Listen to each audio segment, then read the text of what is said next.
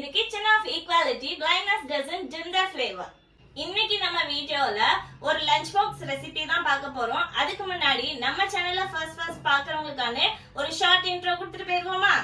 நான் ஒரு visually impaired woman. நான் என்னோட வீட்டு வேலைகளையும் சமையல் வேலைகளையும் யாரோட ஹெல்ப்புமே இல்லாம நானே தான் பாத்துக்கிறேன். என்ன போலவே மத்த விஷுவலி சேலஞ்சு பீப்புளும் சமைக்கிறதுக்கு நிறைய ஆர்வத்தோட ஆசையோட இருக்காங்க. அவங்களுக்காக எனக்கு தெரிஞ்ச யுத்திகளை சொல்லி கொடுக்கறதுக்காக தான் இந்த சேனலை நம்ம ஸ்டார்ட் பண்ணியிருக்கோம். நம்ம சேனல் உங்களுக்கு ரொம்ப பிடிச்சிருந்துச்சா மறக்காம சப்ஸ்கிரைப் பண்ணிட்டு பெல் பட்டனையும் ஆன் பண்ணி வச்சுக்கோங்க. அப்பதான் நம்மளோட வீடியோவோட நோட்டிபிகேஷன்ஸ் எல்லாமே உங்களுக்கு உடனே வந்து சேரும். இன்னைக்கு நம்ம செய்ய போற ரெசிபிக்கான இன்கிரீடியன்ஸ் ஒன் பை ஒன்னா பாப்போமா? 1/4 கிலோ மாப்பிள்ளை சம்பா அரிசி கூட 150 கிராம் பாசி பயறு ஒன்னா ஊற வச்சு எடுத்து வச்சிருக்கோம். ஒரு கைப்பிடி சின்ன வெங்காயம் உரிச்சு நல்ல நீல வாக்குல 2 வெட்டி வச்சிருக்கோம். 2 மீடியம் சைஸ் தக்காளி ரஃபா ஸ்லைஸ் பண்ணி வச்சிருக்கோம். ஜஸ்ட் ஃப்ளேவருக்காக ஒரு 5 பல் பூண்டு சின்னதா உரிச்சு எடுத்து வச்சிருக்கேன். நீங்க பெரிய பல்லா இருந்தா குட்டி குட்டியா வெட்டிக்கலாம். தேங்காய் பால் டேஸ்டுக்காக. கார்னிஷிங்காக கொத்தமல்லி ஒரு வேரளவு எடுத்து நல்லா வாஷ் பண்ணி பொடியா பிச்சு வச்சிருக்கோம். தாளிக்க தேவையான கருவேப்பிலையும் காஞ்ச மிளகா 3 நம்பரும் 1/2 டீஸ்பூன் சாம்பார் தூளும் 2 பிஞ்சளவு மஞ்சள் தூளும் கலந்து வச்சிருக்கோம். தாளிக்கிறதுக்கு தேவையான எண்ணெய், தாளிக்க தேவையான கடுகு, தாளிக்க தேவையான சீரகம். அடுப்போட navigation gear right to left கையை பார்த்து கொண்டு போய் நம்ம அடுப்பு பற்ற வச்சாச்சு. சிம் பண்ணியாச்சு. ஒரு 3 லிட்டர் குக்கரை அது மேல பிளேஸ் பண்ணிக்கிறேன். பாத்திரம் நல்லா ஹீட் ஆகட்டும். நல்லா சட்டி காஞ்சு நல்லா அனல் தெறிக்குது. இப்ப நான் எண்ணெயும் சேர்த்துக்கிறேன். சிம் பண்ணியாச்சு. எண்ணெய் காயட்டும், கடுகு சேர்த்துக்கலாம். எண்ணெய் காஞ்சிருச்சு. நம்ம ஒரு 1/4 டீஸ்பூன் கடுகு சேர்த்துக்கலாம். ஒரு 1/2 டீஸ்பூன் கிட்ட சீரகம் சேர்த்துக்கலாம். சீரகம் தான் ஃப்ளேவர் கொடுக்கும், கொஞ்சம் ஜாஸ்தியா சேர்த்துக்கலாம். கருவேப்பிலை காஞ்ச மிளகாய் சேர்த்துக்கலாம்.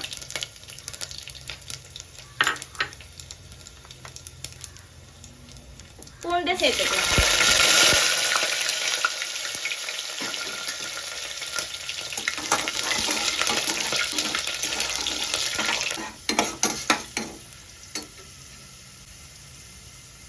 பூண்டு கொஞ்சம் வதங்கிச்சு. சின்ன வெங்காயத்தை சேர்த்துக்கலாம்.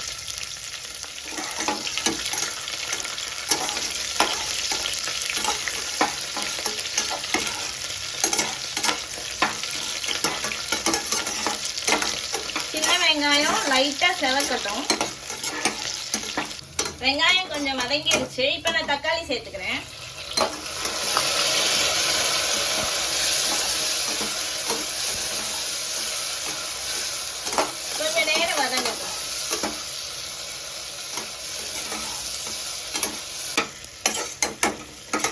இப்போ நம்ம உப்பு சேர்த்துக்கலாம். கொஞ்சம் ஒரு 1/4 டீஸ்பூன் உப்பு.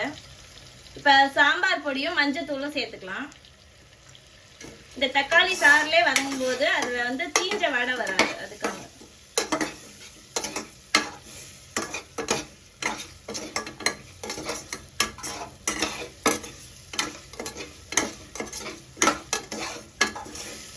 போதும். நம்ம தேங்காய் பால் சேர்த்துக்கலாம். கொஞ்சமா வதங்கிருச்சு. இப்ப நான் தேங்காய் பால் ஒரு உலக்கு ஊத்திக்கிறேன்.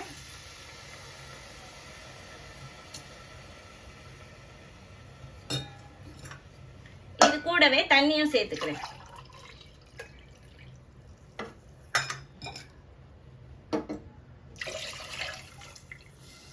தேங்காய் பால் உங்களுக்கு ஆப்ஷனல் தான். நான் டேஸ்டுக்காக தான் ஊத்துறேன். உங்களுக்கு வேணும்னா ஊத்திக்கோங்க, இல்லைன்னா வேணாம். கொதிக்கட்டும். அது தண்ணி நல்லா கொதிச்சிருச்சு. இப்ப நம்ம அரிசியை போட்டுக்கலாம்.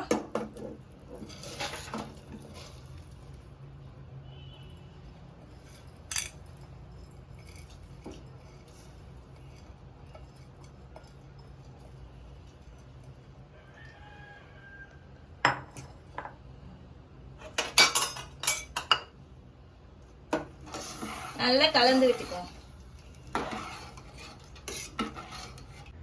இப்ப நம்ம குக்கரை மூடிக்கலாம். ஆவி வந்தோடனே விசில் போட்டுக்கலாம்.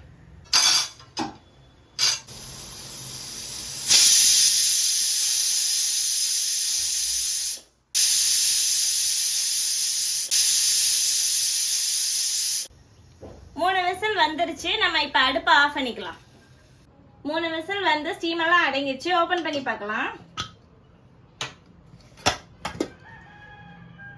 நல்ல கமகமன் வாசம் வருது. இதுல கொஞ்சமா நம்ம நெய் விட்டுக்கலாம்.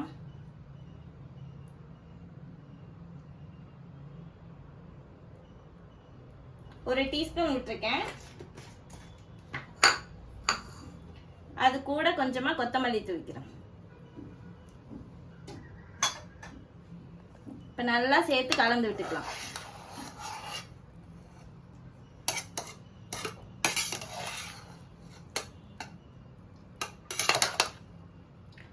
பாசிப்பயிறு சாதம் நல்லா சூப்பரா ரெடி ஆயிடுச்சு.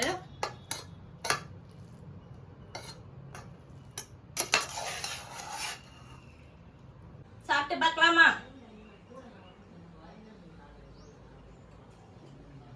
நிஜமாவே சூப்பரா இருக்கு.